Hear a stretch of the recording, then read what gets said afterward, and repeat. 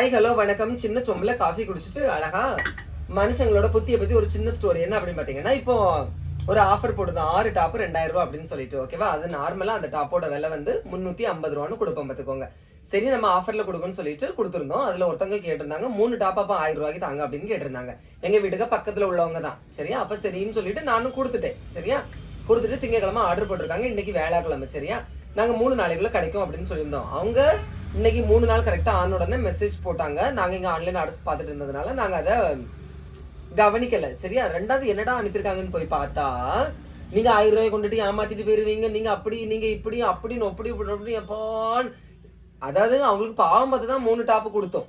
சரியா? தனியா எடுக்கணும்னா கொரியர் சார்ஜ், எக்ஸ்ட்ரா சார்ஜ் எல்லாம் இருக்கும் பார்த்துக்கிடுங்க. நம்ம பாவம் பார்த்தா அதுக்கு கடைசியில் நம்மளுக்கே வேட்டு வைக்குது. கடைசியில் என்ன தெரியுமா சொல்லிட்டு போச்சு, ஒன்னு யூடியூப்ல திட்டுறது எல்லாமே சரிதான் சொல்லிட்டு போச்சு. எப்படிப்பட்ட விளங்காதது பாத்தீங்களா? ஓகே, இந்த ஸ்டோரி பிடிச்சிருந்தா லைக் பண்ணுங்க. நம்ம முறுக்கு சாப்பிடலாம். தேங்க்யூ.